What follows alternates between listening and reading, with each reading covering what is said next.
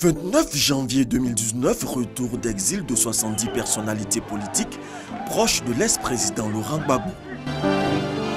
Nous sommes heureux qu'il soit de retour parce que c'est le couronnement des efforts que nous avons fournis depuis 2011. Le 26 septembre 2019, 187 Ivoiriens exilés au Ghana sont de retour sur leur terre natale, parmi eux des cadres de l'opposition.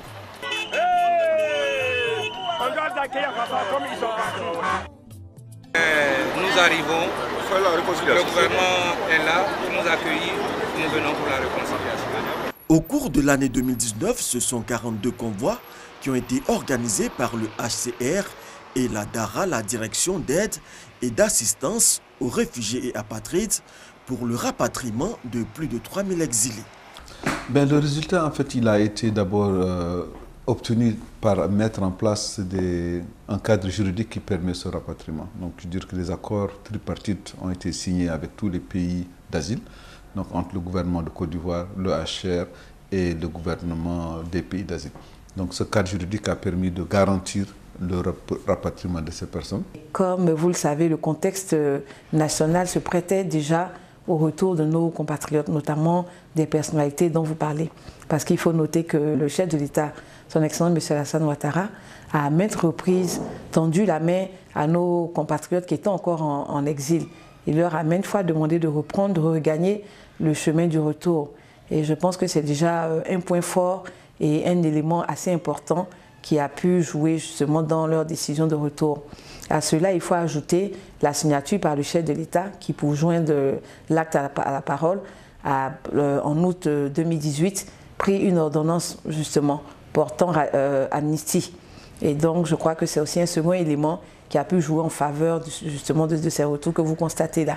À la suite de la crise post-électorale de 2011, 300 000 Ivoiriens sont en exil. Fin 2019, environ 90% des exilés ont regagné le pays. Quelle a été pour ces dernières années la recette pour atteindre ce résultat? Nous avons mené cette année près de 6 missions d'information et de sensibilisation auprès justement de nos compatriotes. Nous sommes allés jusque dans les camps de réfugiés. Nous avons expliqué à nos compatriotes toutes les mesures qui ont été mises en place par l'État de Côte d'Ivoire pour faciliter leur retour. Et nous leur avons donné la situation sécuritaire en Côte d'Ivoire. Ils ont eu des informations sur la question de l'emploi avec le volet emploi jeune. Ils ont eu également des informations sur le volet justement qui est géré par le ministère de la Défense, notamment la restitution des biens qui sont illégalement occupés. Et je pense que toutes ces garanties-là qui leur ont été données par rapport à toutes les préoccupations qui les concernaient sont autant d'éléments qui ont favorisé et qui ont pu justement booster les retours que nous avons constatés cette année. Mettre en place des mesures de nature à faciliter la réinsertion socio-économique des ex-exilés, la recette s'est avérée donc efficace. Parmi ces exilés, des fonctionnaires de l'État de Côte d'Ivoire, ils ont bénéficié d'une assistance. Une fois qu'ils arrivent, essentiellement, ce que la DARA fait, c'est de les orienter vers les ministères techniques qui sont habilités à les recevoir. Et il faut reconnaître que pour les fonctionnaires, le ministère de la fonction publique a beaucoup œuvré dans ce sens-là, nous a beaucoup aidé, entre guillemets, je dirais, parce que des efforts ont été faits pour que beaucoup de fonctionnaires puissent reprendre leur travail. Et la DARA fait essentiellement, continue de faire des plaidoyers. Nous recevons encore des dossiers, nous faisons des plaidoyers auprès des différents ministères techniques pour qu'ils puissent réintégrer nos compatriotes de retour d'exil. Les élèves de retour d'exil ne sont pas oubliés. En 2019, 51 écoliers ont été réinsérés dans le système éducatif ivoirien. Comme c'est des populations vulnérables et que les parents n'ont pas de moyens, nous les appuyons au niveau scolaire.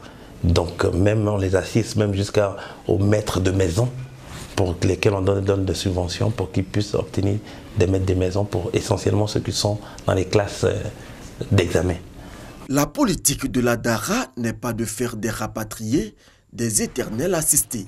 Après 3 mois, ils devraient être capables de se prendre en charge.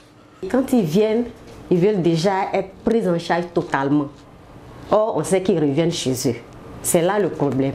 Ils n'arrivent pas à cerner clairement cette partie-là. Quand ils reviennent, nous, on a une marge d'assistance. Après, ils sont chez eux. Ils doivent se prendre en charge. C'est vrai, on les accompagne, mais ça doit s'arrêter. Pour cette année 2020, 2 convois ont déjà été organisés, l'un en provenance du Libéria et l'autre du Ghana. Nous pensons que nous avons enterré la hache de guerre, nous allons nous battre et représenter dignement notre pays dans tout secteur. À ce jour, plus de 272 000 exilés ivoiriens ont regagné le pays. 22 000 sont toujours enregistrés dans des pays d'accueil, notamment au Ghana, en Guinée, au Libéria, au Mali et au Togo.